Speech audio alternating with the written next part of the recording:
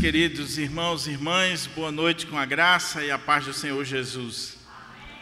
Que bênção, que privilégio podermos mais uma vez estar reunidos na presença do Senhor, e na presença do Senhor a fartura de alegria.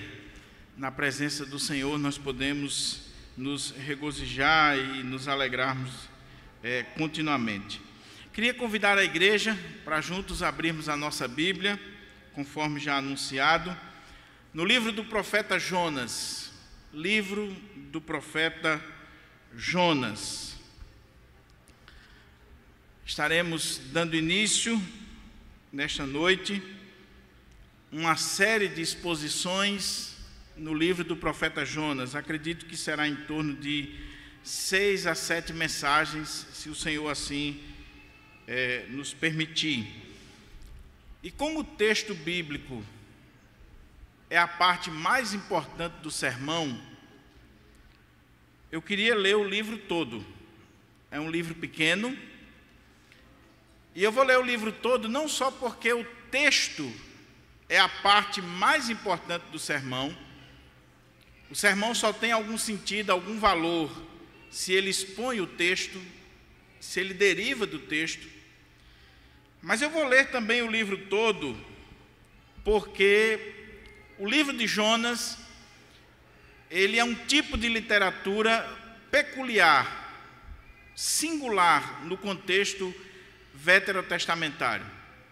Vocês vão ver que nós estamos diante de uma narrativa e não necessariamente de um texto como, por exemplo, Isaías, Jeremias ou outros dos profetas, que são oráculos, são profecias, são mensagens desses profetas.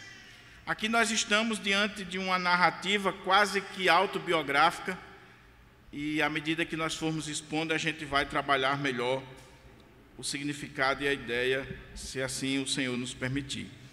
Então, com a Bíblia aberta no livro do profeta Jonas, vamos ler a palavra do Senhor.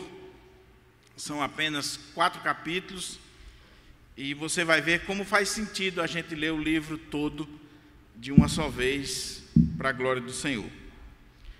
Diz assim a palavra de Deus. Jonas, capítulo 1. Veio a palavra do Senhor a Jonas, filho de Amitai, dizendo: Dispõe-te, vai à grande cidade de Nínive e clama contra ela, porque a sua malícia subiu até mim. Jonas se dispôs, mas para fugir da presença do Senhor, para Tarsis, e tendo descido a Jope, achou um navio que ia para Tarsis. Pagou, pois, a sua passagem e embarcou nele, para ir com eles para Tarsis, para longe da presença do Senhor. Mas o Senhor lançou sobre o mar um forte vento, e fez-se no mar uma grande tempestade, e o navio estava a ponto de se despedaçar. Então os marinheiros, cheios de medo, clamavam cada um ao seu Deus e lançavam ao mar a carga que estava no navio, para o aliviarem do peso dela. Jonas, porém, havia descido ao porão e se deitado, e dormia profundamente. Chegou-se a ele o mestre do navio e lhe disse: Que se passa contigo, agarrado no sono?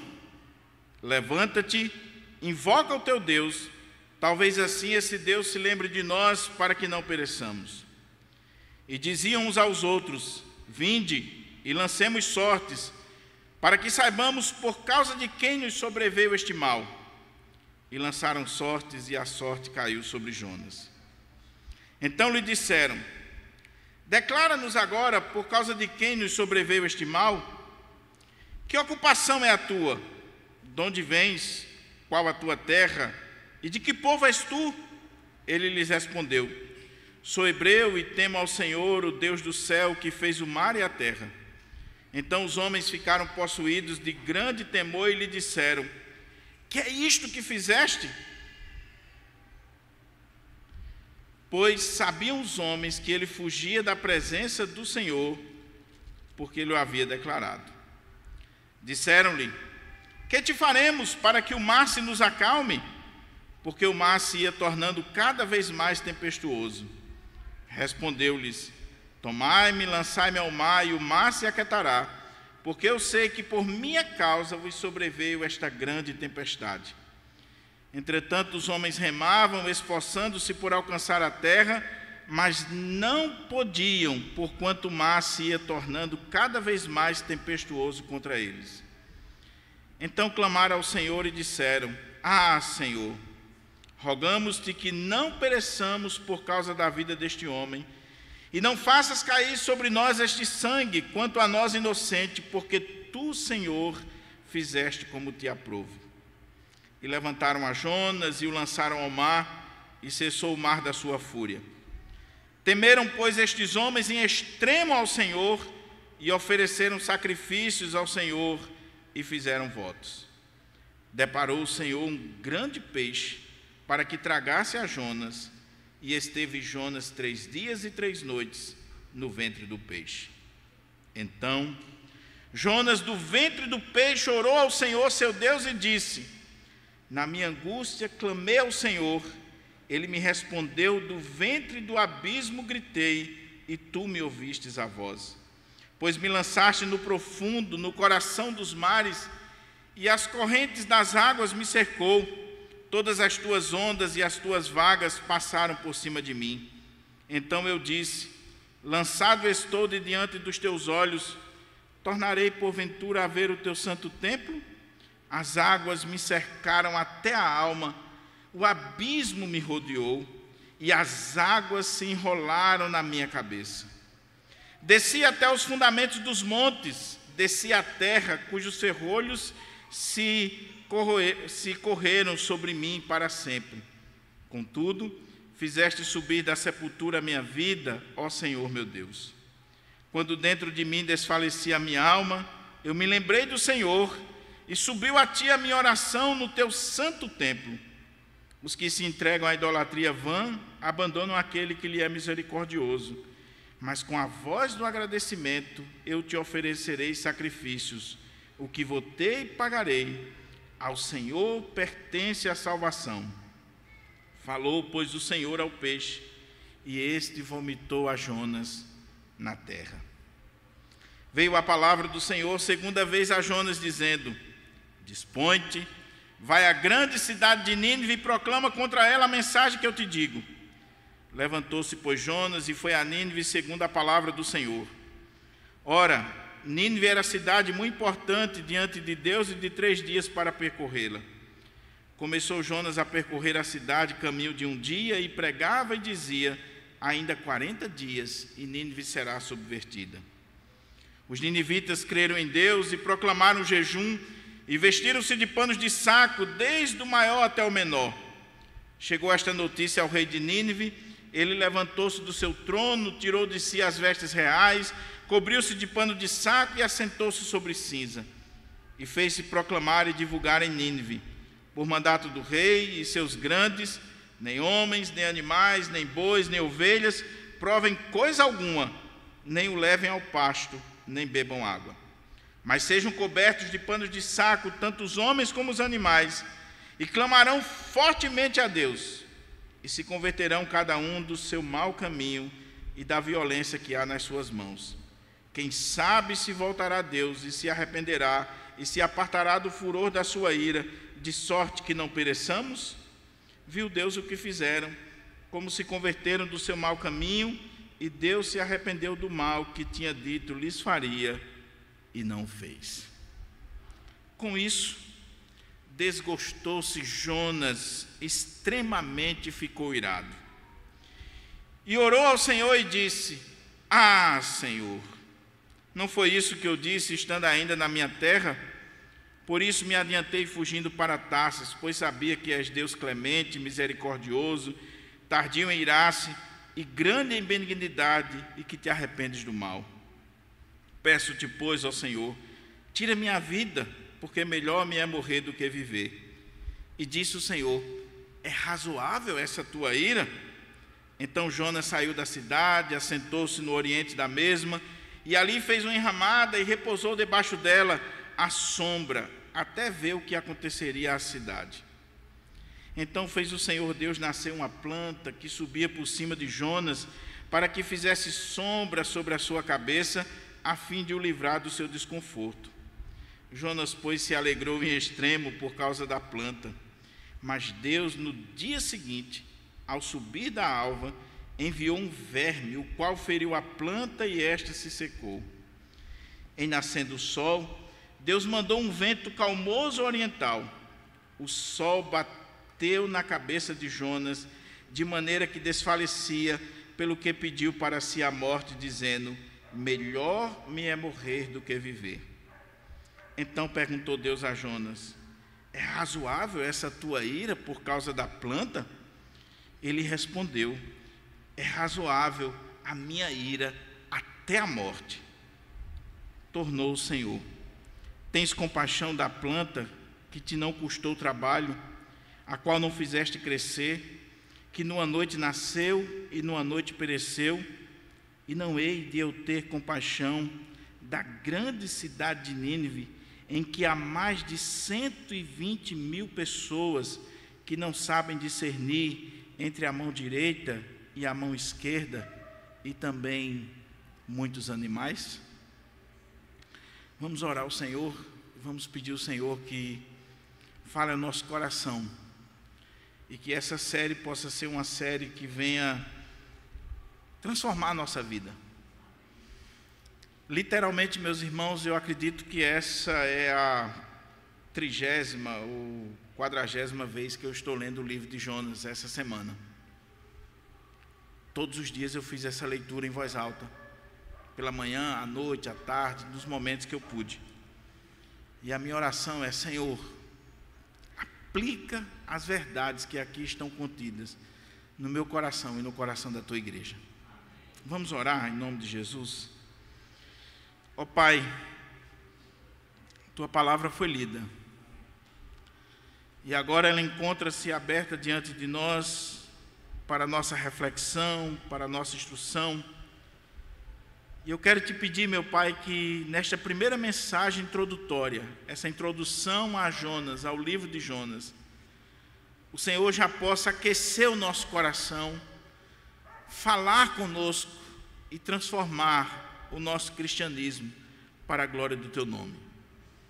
Que essa não seja mais uma série, que esse não seja um discurso, uma pregação, um ensaio homilético, mas que seja uma mensagem, uma palavra do teu coração para o coração da tua igreja. Abra o nosso entendimento, Senhor, nos dá discernimento espiritual, nos dá temor e tremor diante da tua revelação, e que as palavras dos meus lábios e o meditar do meu coração sejam agradáveis na tua presença, ó Senhor, rocha minha e redentor meu. Amém. Amém.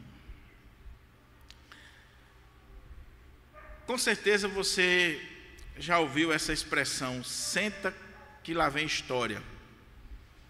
Quem não gosta de uma boa história? Quem não gosta de ler uma boa biografia?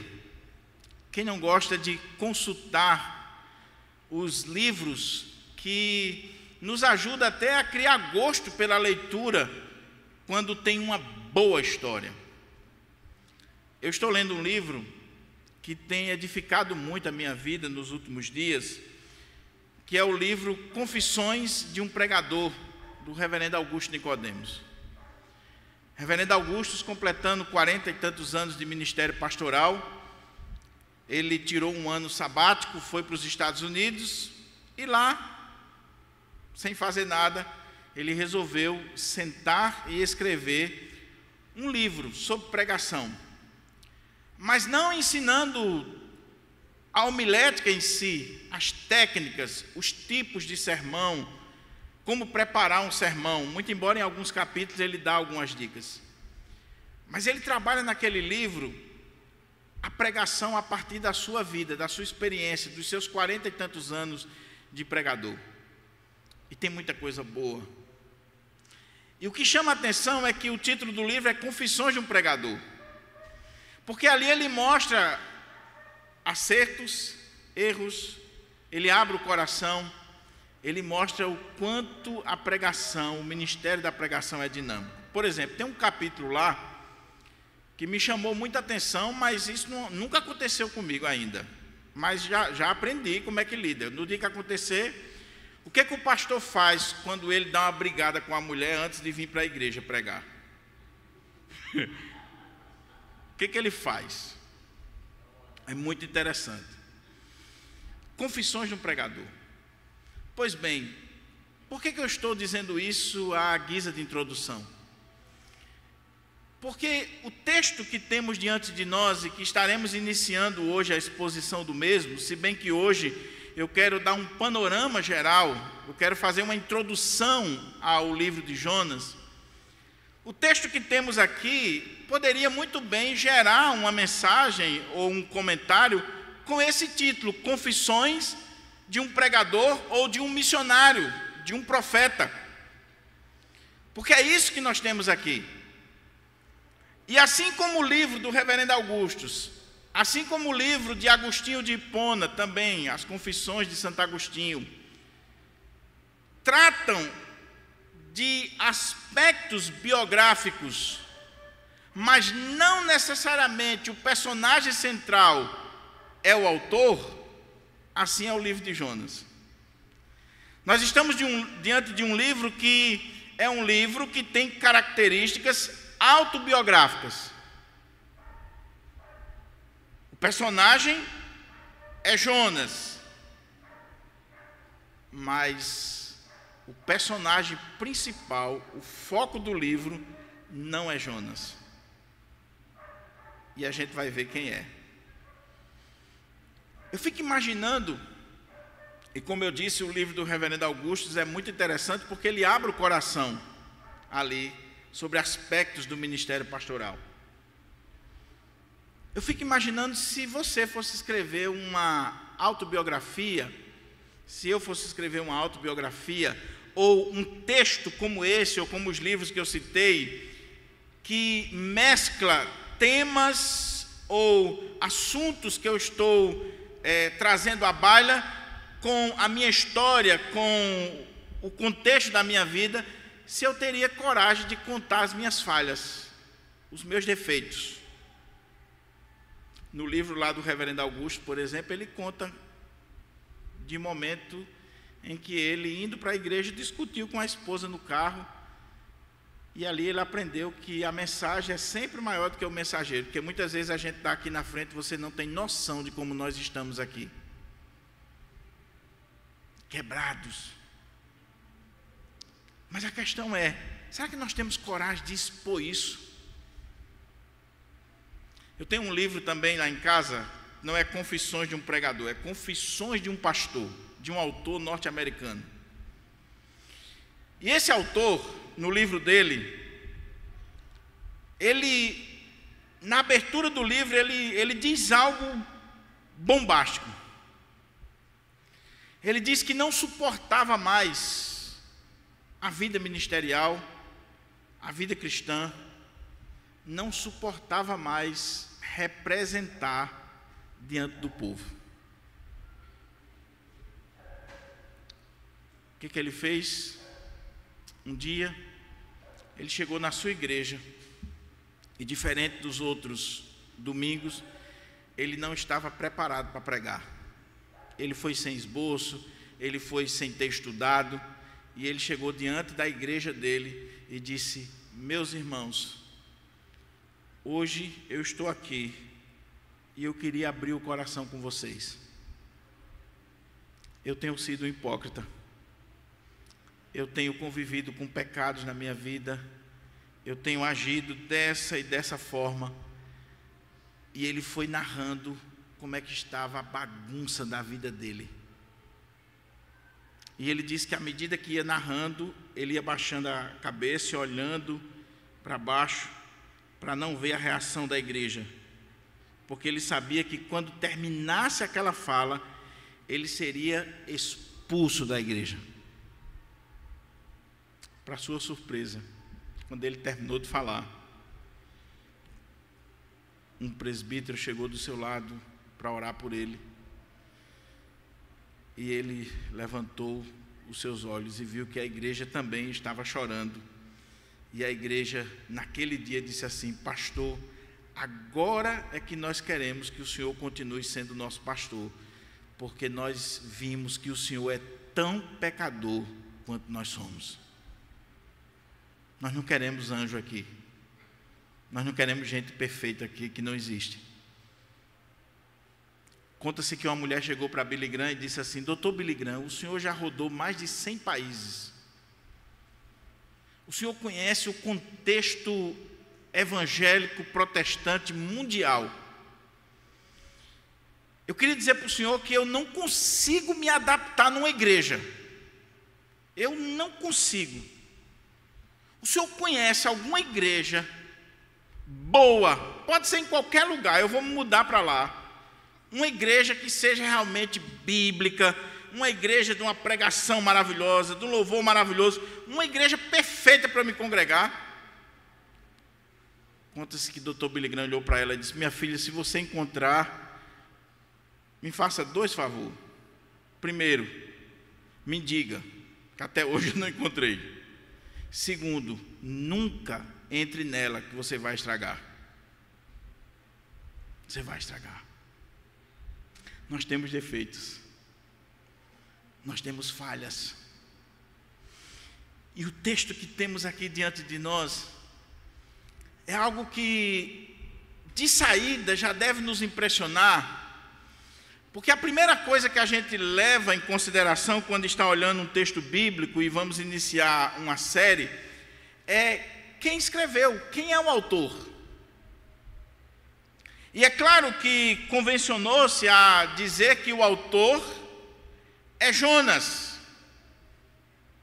anônimo do livro, Jonas.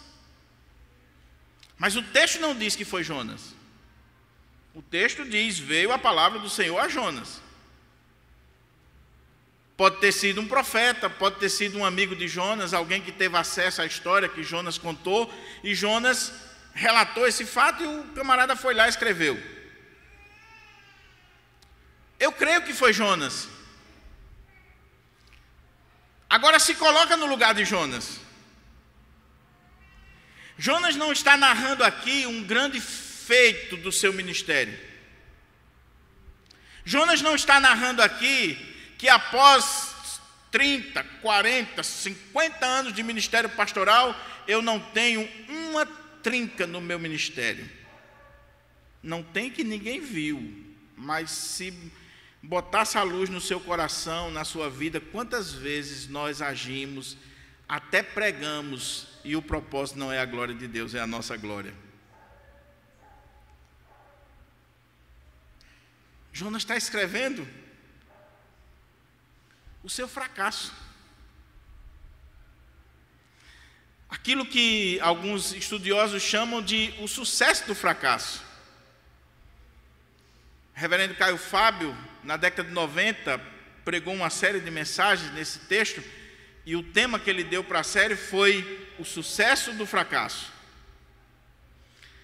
Stuart Olliott, na Conferência Fiel, há uns 10 anos atrás, ele deu como tema da série de Jonas, Jonas, o missionário bem-sucedido que fracassou. Porque é isso que o texto mostra. Agora imagina Jonas, se coloca no lugar de Jonas, viveu essa realidade aqui, quando ele volta para casa, 800 quilômetros distante de Nínive. Não sei quanto tempo levou, quantos anos se passaram, mas um dia Jonas se senta e diz assim: eu vou escrever o que aconteceu comigo. Eu vou escrever sobre esse momento do meu ministério, que não foi um momento assim legal. E esse impulso foi do Espírito Santo para dizer assim: Jonas, escreva. Porque em 2024, lá em Natal, lá em Pirangi, tem um pastor baixinho, lá de Currais Novos, que precisa ouvir isso aí. Tem o reverendo Romeu, que precisa ouvir isso aí.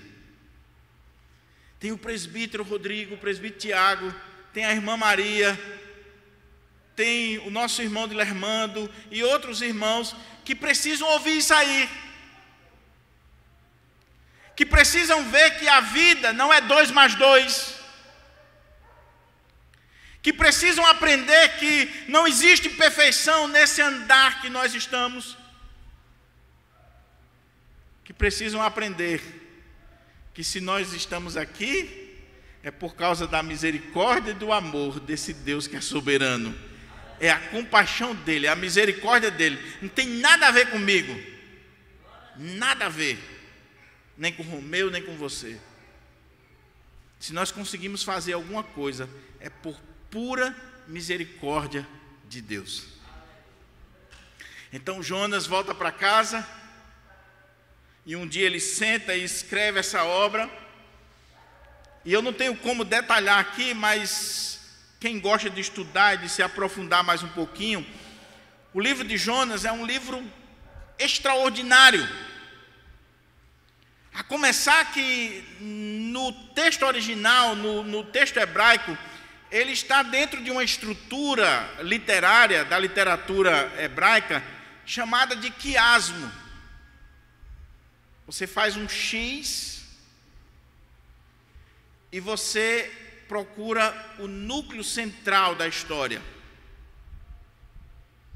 Só uma dica para vocês: se você pegar o capítulo 1 com o capítulo 3, você vai ver que o capítulo 1 fala do chamado de Jonas, o início. Aí lê o início do capítulo 3, o segundo chamado de Jonas. Capítulo 1 fala de Jonas fugindo. Capítulo 3, Jonas agora obedecendo, indo pregar. Compara o capítulo 1 com o capítulo 3, que você vai ver esse X. Depois faça a experiência de pegar o capítulo 2, que fala do livramento de Deus e da misericórdia de Deus na vida de Jonas, e faz a leitura do capítulo 2 comparando com o 4. No capítulo 2, Deus está agindo com misericórdia na vida de Jonas, e Deus está providenciando um peixe para trazer livramento para Jonas, e Deus está dando uma lição a Jonas.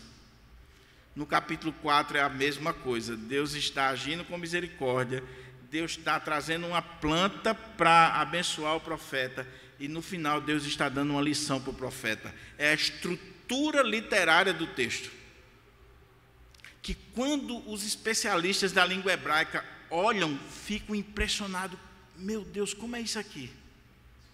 Versículo 1 do capítulo 1 com versículo 1 do capítulo 3, versículo 2 do capítulo 1 com versículo 2 do capítulo 3, e assim sucessivamente.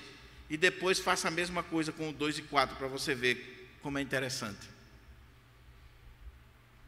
Ele sentou, ele escreveu, ele teve todo o cuidado de falar sobre o seu fracasso no ministério.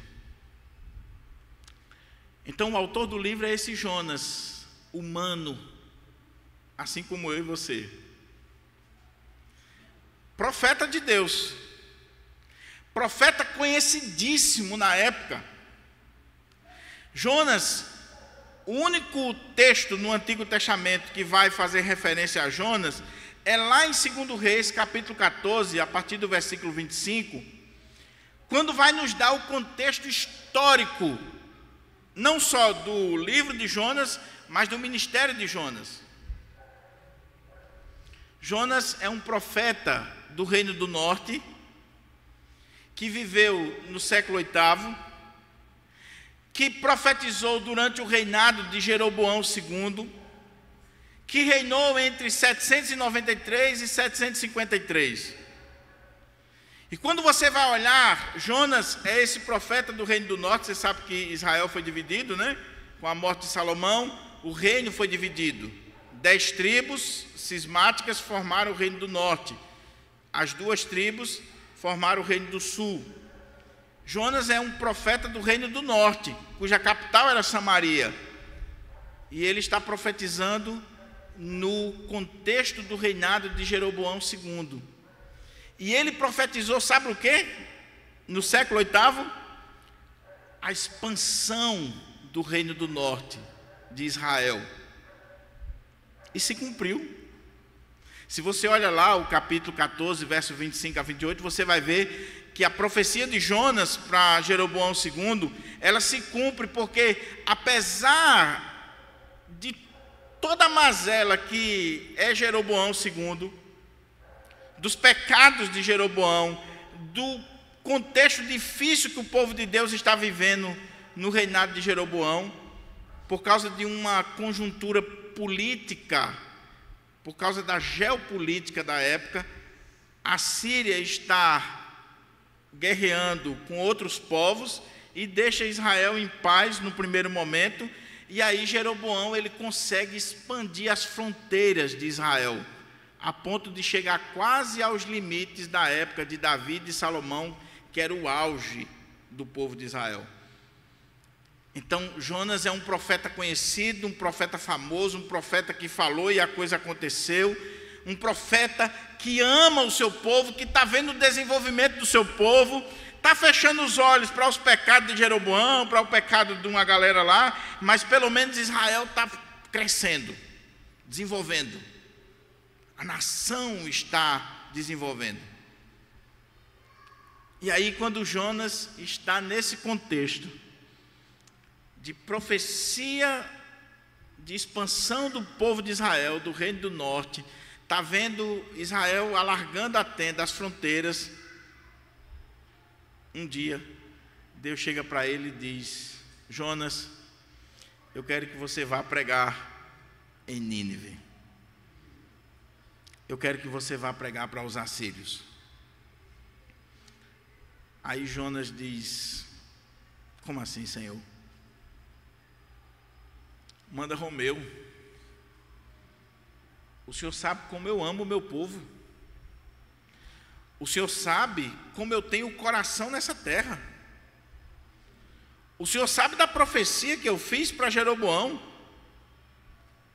Eu quero ver o desenvolvimento de Israel.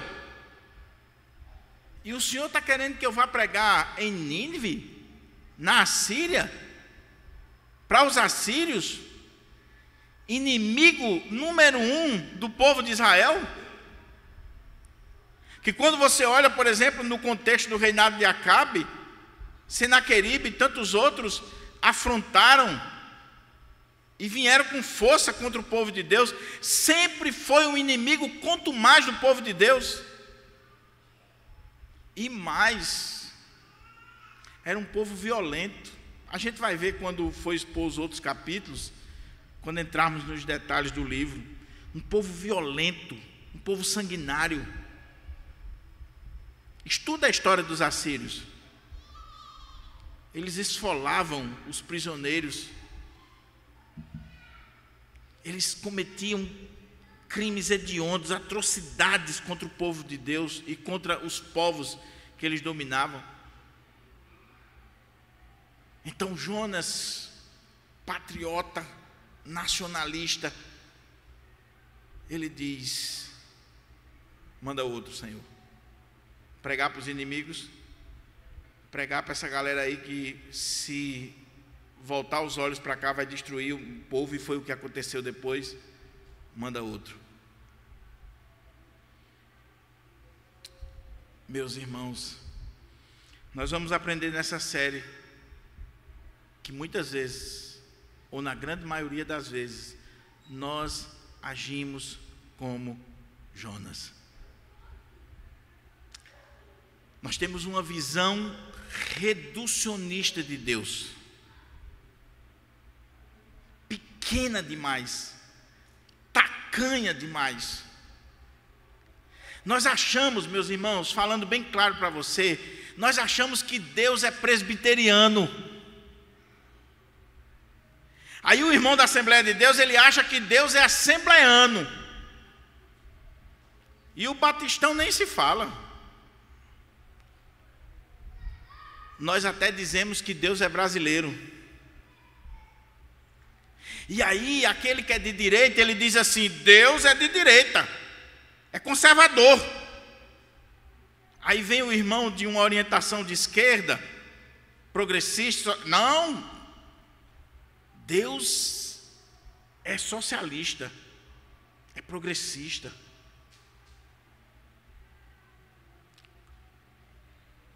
Jonas estava com essa visão. Deus é só o Deus de Israel, do reino do norte, de Jeroboão, do nosso povo. Um povinho pequenininho, meu irmão. Eu estava pesquisando hoje, não chegava a 100 mil pessoas. Pequenininho. Mas pensa num povo orgulhoso da gota. Deus é nosso. E aí Deus vai ensinar para Jonas e vai ensinar para mim e você: eu não estou reduzido a um povo, a uma denominação, a um sistema. Eu sou o Rei dos reis, o Senhor dos senhores, o Senhor do universo, de todos os povos. De todos os povos. Jonas vai ter que aprender isso na marra. Na marra. Jonas achava assim: Deus está preocupado só com Israel, com o reino do norte, o reino de Judá. E Deus estava olhando para a Síria, Deus estava olhando para o Egito, Deus estava olhando para a Mesopotâmia como um todo. Deus estava olhando o universo inteiro, porque Ele é o Senhor sobre todas as coisas. Se você não entender isso aqui, meus irmãos, esse contexto, você não vai entender o livro de Jonas e a mensagem do livro de Jonas. Jonas é um personagem histórico, Jonas é um profeta do reino do norte, e Jonas tem uma característica: ele é patriota, ele é nacionalista. Ele reduz a sua fé, a sua ideologia, e ponto final. E se não pertencer ao meu povo, se não pensar como o meu povo, se não estiver debaixo do governo do meu povo, não é de Deus, não prego o evangelho, não oro, e eu quero que se dane, que se arrebente. É essa a visão de Jonas. Então, o autor do livro. Mas a segunda coisa que eu queria destacar, ainda nessa introdução geral, é como é que nós devemos ler o livro de Jonas. Primeiro, vamos fazer a leitura do livro de Jonas, aquela leitura infanto-juvenil, que nós aprendemos na escolinha da sala de dominical, onde, na melhor das intenções, mas as professoras, os responsáveis pelas classes de escola dominical, conta a história de Jonas, e é uma história fascinante, uma história com muito brilho, mas conta a história de Jonas como Jonas sendo um herói, dando ênfase à baleia, quando o texto nem fala de baleia. No hebraico é um grande peixe, a baleia é fruto da imaginação. Pode ter sido sim, mas o texto não diz isso. E aí as crianças ficam encantadas com a história do homem que foi engolido por uma baleia. E aí, se você olha os desenhos infantis, se você olha as revistas, a ênfase está no peixe e no profeta. É o herói ali da história. É claro que eu não sou contra a você fazer uma abordagem de acordo com o entendimento da criança, mas o que eu estou dizendo é que quando nós transmitimos para as nossas crianças que a ênfase do livro de Jonas é Jonas ou o peixe, nós desvirtuamos o livro do seu propósito. Por isso que quem vai ensinar no departamento infantil tem que ser tão preparado como aquele que vai pregar no púlpito no domingo à noite, porque ele não pode ensinar a palavra de Deus errado lá no departamento infantil. Então, se ele chegar lá contando a historinha de Jonas, simplesmente como o herói, o peixe, e uma coisa folclórica, infanto-juvenil, lá na frente, meu irmão, quando esse menino crescer, quando ele for para a faculdade, e um filho do capeta lá questionar essa história, ele vai dizer que é mito, ele vai dizer que é parábola, e por aí vai. Segunda coisa, então nós não vamos abordar com essa visão infanto-juvenil. Segundo, nós não vamos olhar para o livro de Jonas do ponto de vista dos críticos, dos teólogos liberais, daqueles teólogos que olham para o livro de Jonas e, por causa do seu pressuposto racionalista, olham para o livro de Jonas e dizem assim: Jonas é um mito. Ou melhor, o mito está mais relacionado à questão de a fundação de uma nação, de um Deus e por aí vai. Jonas é uma parábola. Jonas é uma alegoria.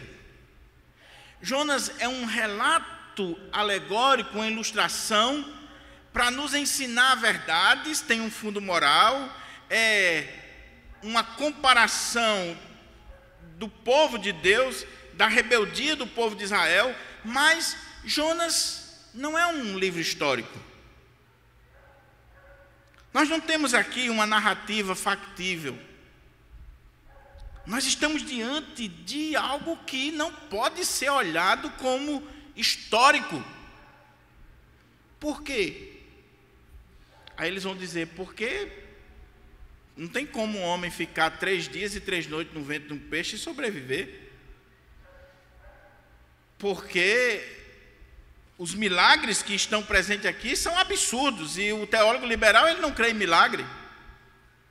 Ele olha para os milagres da Bíblia, para o sobrenatural, e ele quer tirar isso. E é triste, meus irmãos, quando muitas vezes nós estamos bebendo deste caldo mortífero.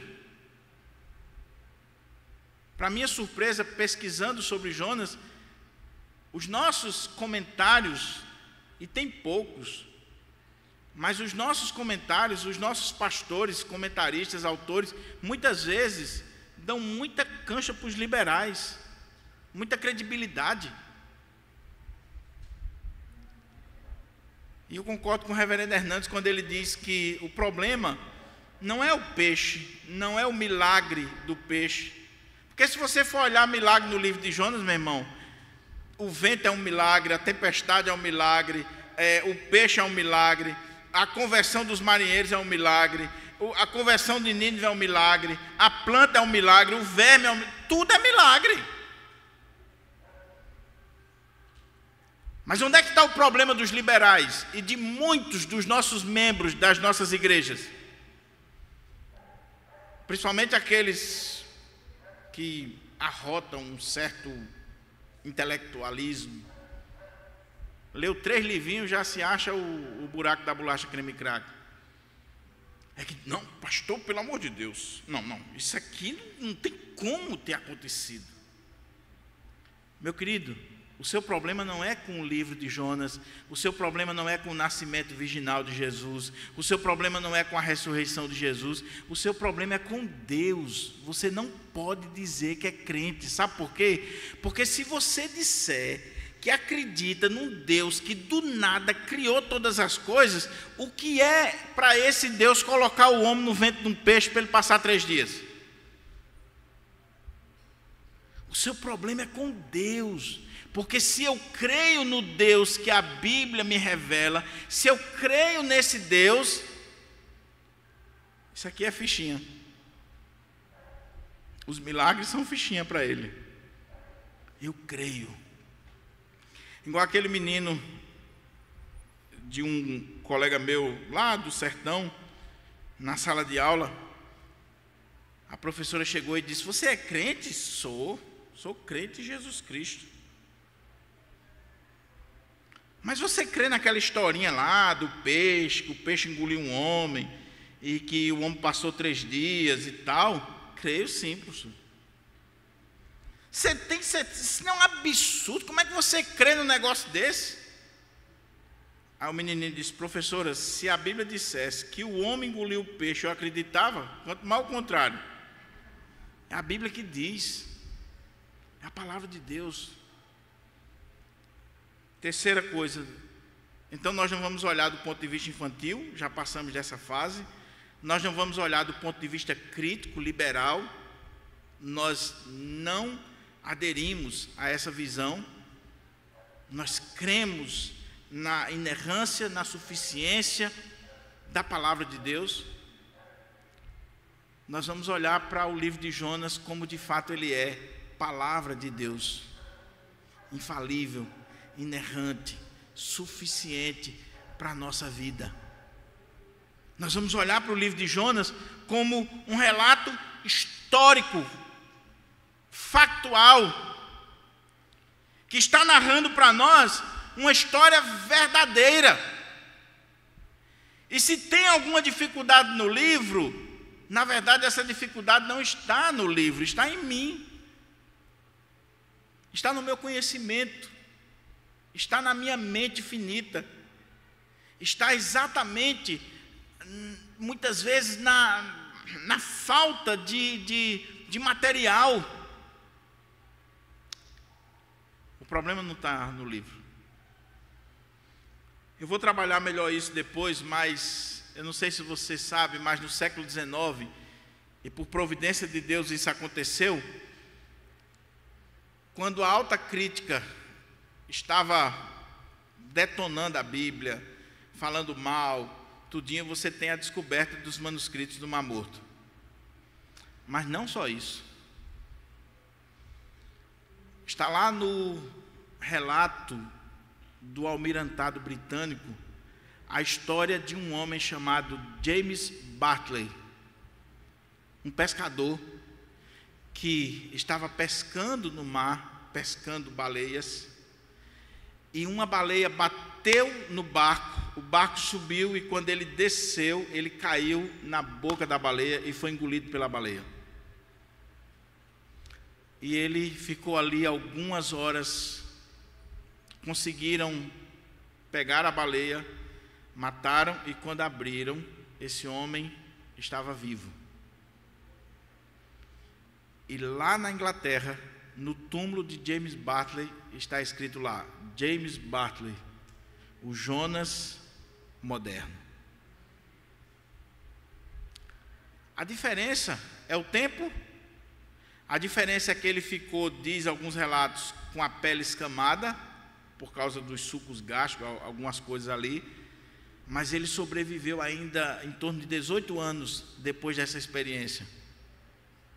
E sabe o que é isso, irmãos? É Papai do Céu dando assim, só um sinalzinho, dizendo assim, eu sou soberano, eu sou soberano. E depois desse relato de James Bartley, do século XIX, já tem outro relato disso. Então nós vamos fazer uma leitura de Jonas como palavra de Deus. E nós vamos olhar para o livro como um livro histórico. Aqui é uma história real, não é uma história, é uma história real. A história de Jonas, cujo foco não é Jonas. E aqui eu queria entrar em mais um ponto para a gente caminhar para a conclusão dessa primeira mensagem. Aqui há algumas peculiaridades no livro de Jonas. Como eu disse, muito embora seja um relato autobiográfico, características de uma biografia, o foco principal não é Jonas, é Deus. Esse livro foi escrito para falar de Deus. Não é o peixe. O peixe só aparece 2 vezes e sai de cena. Não é Jonas, porque Jonas é o camarada da história que a gente se revolta quando olha para ele. Não são os ninivitas, porque quando a gente estuda a história dos ninivitas, e principalmente a história posterior, 30 anos depois disso aqui, mais ou menos em 722, os ninivitas vão mudar e eles vão vir invadir o reino do norte, leva o reino do norte para o cativeiro e nunca mais eles voltam. Eles destroem completamente o reino do norte, a ponto de Naum e Sofonias profetizarem a destruição de Nínive por causa da crueldade que eles fizeram. Leia Naum, leia Sofonias para você ver como é que eram os ninivitas e o que Deus estava fazendo ali. Eu acho isso fantástico, reverendo Romeu, porque tudo que Jonas queria era exercer o ministério de Naum. Pregar a destruição de Nínive, que Deus iria acabar tudinho. Aí Deus disse: não, você vai pregar, eles vão se arrepender, eu vou salvar eles. O seu ministério vai ser o ministério de salvação, e o de Naum vai ser o de condenação. Senhor, não dá para trocar não? Não, cada um tem o seu ministério. E aqui deixa eu abrir um parênteses, irmãos, porque os irmãos sabem que eu gosto de falar olho no olho, muito embora eu não usasse essa expressão.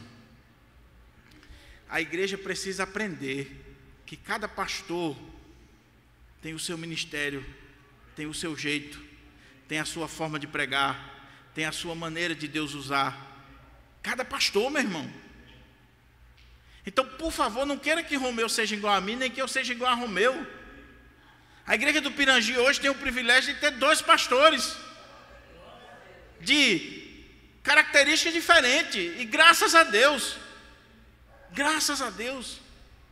porque é multiforme graça, Deus usa um de um jeito, usa o outro de outro. Deus usa um com uma mensagem mais evangelística, o outro com uma mensagem mais dura, porque a igreja precisa dos 2. A igreja precisa de um Jonas e precisa de um Naum, porque se for só o Jonas é complicado, tem que ter um Naum também.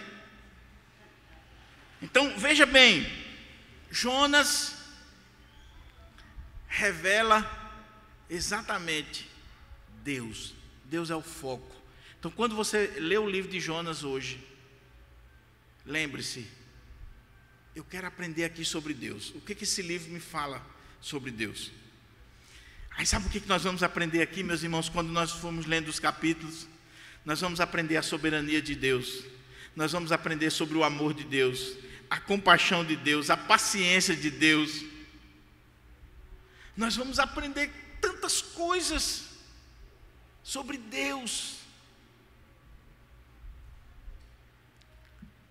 Essa é a primeira coisa. Segundo, nós vamos ver que o livro de Jonas vai também nos fazer ver o que é o ser humano. Porque como Calvino ensina nas Institutas, quando você conhece a Deus, você conhece o ser humano. Quando você estuda Deus, você aprende sobre o ser humano. Quando você estuda o ser humano, você aprende sobre Deus. Uma coisa está ligada à outra. E nós vamos aprender muito aqui no livro de Jonas, não só teologia, uma visão de Deus, quem é Deus, como Deus age, como Deus pensa, como Deus olha para o mundo, para as nações. Mas nós vamos aprender como é que é o ser humano, a natureza humana. E nós vamos aprender aqui, meus irmãos, que o ser humano é um ser caído, pecador, cruel, insensível. E nós vamos aprender aqui no livro, sabe o quê? Que o melhor dos homens, entre aspas, profeta de Deus, meu irmão, quer coisa melhor do que essa? O melhor dos homens, muitas vezes, é rancoroso, se ira, não quer perdoar, não ama, não quer ver o bem do outro, não quer justiça, é justiceiro. O melhor dos homens. Jonas estava dizendo: eu quero ver Nínive se arrebentar. Por quê? Porque são pecadores, são miseráveis. Veja o que esse povo faz. Aí olha lá o capítulo 14 de 2 Reis em casa, e vai ver como é que era o reinado de Jeroboão. Vai ver como é que estava o povo de Israel. E ele só está profetizando coisas boas e alargar as fronteiras. Sabe por quê? Porque, como um dia desse Daniela estava conversando comigo, brincando, ela disse uma coisa interessante. Os meus amigos, se tem defeito, eu tiro. Os inimigos, se não tem, eu boto. Não é assim, irmão? Os amigos a gente tira os defeitos. Agora os inimigos, se não tiver, a gente bota. E o pior é quando você acha que o seu inimigo é também inimigo de Deus. E que Deus tem que ser inimigo dele porque você brigou com ele. E papai do céu está dizendo assim: sai daí, Romeu. Te vira, bicho. Tu brigou, tu resolva. Eu amo ele, meu filho morreu por ele, por ela. Te vira, teus inimigos não são meus inimigos, não. Mas nós vamos aprender aqui sobre a natureza humana. Você vai ver gente terrível, pecadora lá fora, que não tem a revelação de Deus, que não faz parte do povo de Deus, que não tem a Bíblia debaixo do braço, atualizando. Mas você vai ver que o povo de Deus é tão pecador, tão miserável, tão ruim, a começar dos pastores, da liderança. Você vai ver aqui no livro de Jonas. Porque assim o ser humano, não se iluda, de perto ninguém é normal. Como diz pastor José Gomes, todo mundo tem um defeitinho. Tem um defeitinho. E se você disser que não tem, eu vou perguntar para a tua mulher. Aí eu quero ver se você não tem. O livro de Jonas também vai nos ensinar sobre missões. E vai nos ensinar missões no mais alto nível. Porque o livro de Jonas é o maior tratado missiológico da Bíblia. Já lá no Velho Testamento. Aquilo que os missiólogos hoje estão falando de missões transculturais. Nós temos a nossa APMT, Agência Presbiteriana de Missões Transculturais. Está aqui, meu irmão. O pior é que Jonas fazia parte da agência, recebia o salário da agência, mas só para ir para o Canadá, Estados Unidos e Inglaterra. Se for para ir para o Iraque, não dá certo não. Porque ser missionário, meu irmão, no Canadá, peraí, meu irmão. Tem gente que só tem missionário, só tem chamado missionário para as grandes cidades, para os melhores países. Mas aqui você vai ver, os estudiosos dizem que Jonas é o João 3,16 do Antigo Testamento. Jonas é o maior tratado missiológico. Jonas vai nos ensinar sobre missões, como é que nós devemos pregar o Evangelho, qual deve ser a nossa visão, qual deve ser a atitude do nosso coração, como é que nós encaramos a obra missionária. E nós encaramos a obra missionária, primeiro, levando Deus em consideração. Tudo começa com Deus. É Deus quem chama, é Deus quem prepara, é Deus quem envia, é Deus quem dá a mensagem, é Deus quem dá os recursos, é Deus quem manda de volta. Tudo começa com Deus e termina em Deus. Agora, nós vamos ver que missões está ligado a Deus, mas está ligado ao ser humano. E eu não posso escolher para quem eu vou pregar. Eu não posso escolher. Eu não posso escolher o público. Eu não posso dizer assim, eu só vou pregar para quem é de direita ou de esquerda. Eu vou pregar só para rico. Eu vou pregar só para pobre. Eu vou pregar só para determinada faixa etária. É por isso que a gente precisa ter cuidado, porque na missiologia pós-moderna está se criando igrejas que são verdadeiros guetos, igreja de jovem, igreja não sei de quê, igreja de direita, igreja de esquerda, igreja disso, igreja daquilo. Meu irmão, a beleza da igreja está na sua multiplicidade. Que história é essa de igreja de jovem? Com todo respeito, vai ser uma igreja de bobão.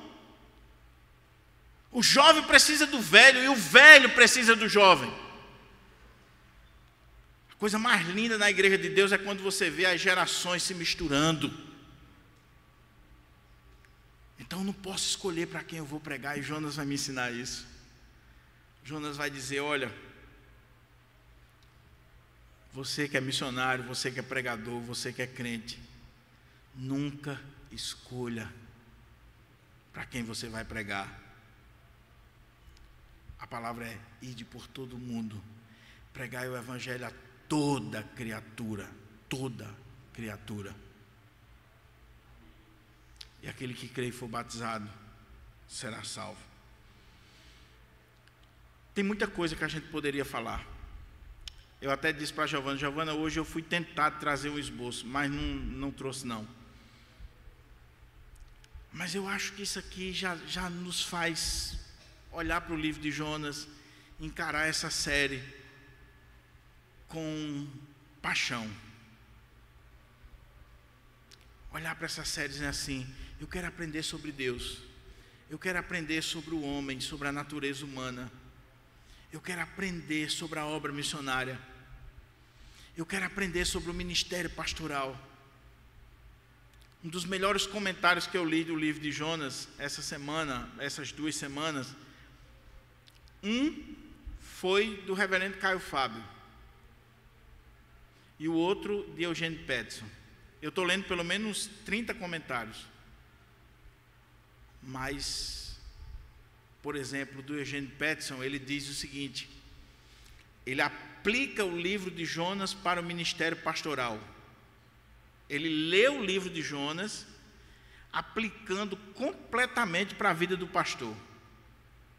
E é impactante. Porque, por exemplo, o pastor vai olhar para esse texto aqui e vai dizer, que tipo de pastor eu sou? Só para você ter uma ideia, Eugênio Peterson, ele diz assim, uma curiosidadezinha na leitura aqui para você. Se você olhar nos 3 primeiros versículos, por 2 vezes no texto, é dito que Jonas está fugindo da presença do Senhor. Você acha que é por acaso que o texto está repetido? É porque a gente lê a Bíblia como se estivesse lendo a revista Veja. A gente lê a Bíblia sem reflexão. Aí Eugênio Peterson diz assim, não tem nada mais perigoso para um pastor do que no exercício do ministério pastoral ele está fugindo da presença de Deus. Aquilo que o bispo Robson Cavalcante falou aqui na nossa igreja uma vez. Ele trabalhava na igreja, um ativismo desenfreado, como o reverendo Rodinelli colocou aqui hoje. Vinha para o culto, era aquele tipo de irmão que não fica sentado, que não presta atenção, ele está correndo para lá e para cá. E aí Robson disse que um dia estava num congresso e corria para lá, corria para cá, era um problema ali, e ele ia para lá e ia para cá. Aí um pastor se levantou, foi usado por Deus para falar com ele. Ele disse assim, Robson, até quando você vai fugir de Deus trabalhando para Ele? Opa! Cuidado, meu irmão. A presença de Deus é mais importante do que a obra de Deus. Não fuja da presença de Deus, da face de Deus. Você sabe o que está acontecendo com Jonas? Eu vou para Tarsis. Deus mandou para Nínive, ele vai para o lado oposto, leste ou oeste. Vou para Tarsis. Eu vou para o sul da Espanha, como alguns comentaristas colocam, e como outros colocam, eu vou, traduzindo aqui, lá para o Seridó, eu vou para os Cafundó do Judas, para o fim do mundo. Eu quero ver alguém me encontrar lá. Porque eu não quero ser presbítero, eu não quero ser diácono, eu não quero ser pastor, eu não quero fazer a obra de Deus, eu não quero fazer parte do louvor, eu não quero me envolver com a igreja, então eu estou fugindo de crente.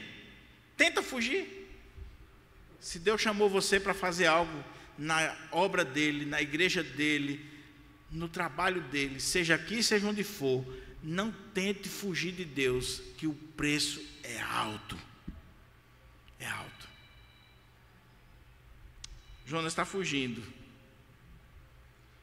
E a gente precisa ter cuidado e tirar daqui lições. Os pastores olhar para o texto e dizer, o que eu posso aprender aqui para o ministério pastoral? E você, como irmão, irmã, você é um missionário. Alguém já disse que um coração sem Cristo é um campo missionário. Um coração com Cristo é um missionário. Eu não sei se você prestou atenção no boletim, mas no boletim tem uma frase aí, eu acho que eu estou lembrando corretamente. O cristão que não é um missionário, ele é um impostor. Meu irmão, você é um missionário. Deus não colocou você lá na empresa simplesmente para ganhar dinheiro e para passear em Miami. Deus colocou você naquela empresa para você ser sal e luz, carta viva de Cristo, na vida, desde o porteiro até a pessoa que serve o cafezinho. Deus colocou você lá para isso. De quebra, Ele lhe dá um bom salário, Ele faz você ter amizades, Ele condecorações, mas Ele colocou você ali, como nosso irmão de Lermando costuma dizer, como um infiltrado de Papai do Céu. Vou botar ele aqui, ela, para que ele faça diferença aqui. Diferença.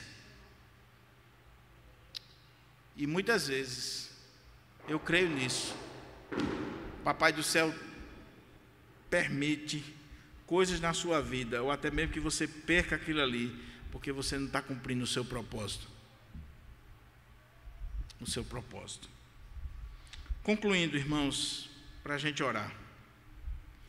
A minha oração é que o livro de Jonas nos desafie a olhar para Deus, a olhar para a humanidade, para o ser humano, a entender que o ser humano é um ser carente, fraco, frágil, que precisa de Deus. A olhar para nós mesmos, olhar para nós que somos religiosos e dizer, será que a religião não está me tornando uma pessoa dura, irada, sem compaixão, sem piedade? Será? Será que a cada dia que passa eu não estou perdendo a misericórdia? O livro de Jonas também vai nos ensinar, e eu termino com isso, que Deus se importa com a criação, Deus se importa com as criaturas, a ponto de se importar até mesmo com os animais. Que coisa extraordinária esse livro. Porque quando você chega lá no final do livro, Deus diz para Jonas assim, Jonas, é razoável a tua ira por causa da planta, Jonas? Aí Jonas, eu acho que ele pertencia a um grupo aí de uns meio doidão, né? Que abraça a árvore e tal. Senhor. Não pode cortar uma árvore, mas pode matar uma criança no ventre. Entenda a mente de uma pessoa sem Deus. Se você cortar uma árvore, é arriscado você pagar uma multa de não sei quantos mil. Aqui em Natal, caríssimo, não é não, Tiagão? Aí você vai ter gente defendendo a árvore. Ok, criação de Deus. Foi Deus que fez, é importante, tem a sua importância. A nossa cidade nós estamos sofrendo aí porque a gente precisa arborizar. Mas Deus diz, Jonas, você está se importando com a árvore, Jonas, porque está lhe trazendo bem. É razoável a tua ira, é razoável a minha ira. E é, Jonas.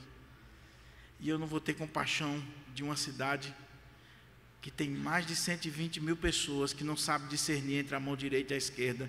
Os teólogos não sabem o que isso significa. Se era a quantidade de habitantes da cidade, 120 mil pessoas já é uma grande cidade, ou se ele está falando aqui de crianças. Se tinha 120 mil crianças, imagina a população dessa cidade. Talvez fosse do tamanho de Natal. Aí ele diz assim, e também muitos animais? Porque quando o homem está distante de Deus, quando o homem não tem Deus como referência, ele não ama a Deus, ele não ama a criação, ele não ama o próximo, ele não ama os animais, ele é um ser completamente em conflito. Agora, quando o homem encontra-se com o Criador, aí ele vai adorar o Criador, ele vai cultuar a Deus, e é isso que nós estamos fazendo aqui. Mas esse culto que nós estamos prestando a Deus aqui, ele vai refletir agora, quando nós sairmos por essas portas, ele vai refletir na nossa atitude para com a criação. E Deus vai usar o seu povo agora para abençoar essa cidade, esse estado, esse país, o mundo. E você vai fazer diferença para esse mundo. Quem deveria estar preocupado com questões climáticas era o povo de Deus, irmãos. O povo de Deus. Nós é que precisamos lutar por desenvolvimento da cidade, do país. Precisamos lutar. E aí nós vamos nos envolver. E a gente precisa de profissionais em todas as áreas para glorificar a Deus em todas as áreas. Não é só no culto não, meu irmão. Por favor. Vou para a igreja louvar a Deus. Vamos louvar aqui, é uma bênção. Mas eu quero que você louve a Deus amanhã, quando você estiver fazendo a peça de direito. Eu quero que você louve a Deus amanhã, quando você estiver na sala de aula, dando aula para aquelas crianças. Eu quero que você louve a Deus amanhã, quando você estiver lá na secretaria, tomando decisões que vão impactar na economia, na saúde, na educação, na vida do povo. E não é só de crente não, é do povo. É do povo. E nós vamos nos importar com a criação. Então nós vamos querer arborizar a cidade, limpar a cidade, fazer o bem para a cidade. A gente precisa de crente, de gente de Deus, nos pontos estratégicos. Irmãos, vocês estão vendo o que está acontecendo em Natal, por exemplo? Não estou dizendo isso aqui para a glória do presbítero Tiago. Não. Agora, se ele quiser pagar o lanche depois, o jantar, está na bênção. Mas eu já falei aqui numa pregação, há uns 10 anos atrás, eu estava orando com o presbítero Tiago, e o presbítero Tiago dizia assim: pastor, eu tenho orado a Deus para que Ele me use nessa cidade, para eu fazer diferença nessa cidade, através da minha profissão. Nem de longe a gente imaginava, o Tiago sonhava que poderia chegar onde chegou na nossa cidade. E Deus colocou ele na Urbana, colocou no IDEMA, e agora na prefeitura foi o responsável pelo plano diretor da nossa cidade, que está trazendo progresso para a nossa cidade, abençoando crentes e incrédulos. Porque ele não está lá para fazer diferença para os crentes, não. O nosso problema, irmãos, é que a gente quer votar nas pessoas para que eles façam leis para os crentes. Dia da irmã do ciclo de oração, dia do pastor não sei de quê. Sai fora, meu irmão. Eu quero é rua, calçada, eu quero é a cidade desenvolvida. E está lá, fazendo diferença. Fazendo diferença. Por quê? Porque nós precisamos entender que Deus se preocupa com gente, Deus se preocupa com a criação, Deus se preocupa com os animais. A Bíblia diz assim: o justo atenta para a vida dos animais. Semana passada eu fui com Daniela. Daniela todo sábado. Não é porque ela é desocupada não, viu? Ela cuida de um filho, cuida de um esposo em cima de uma cama, é professora, trabalha na igreja, exerce liderança na igreja.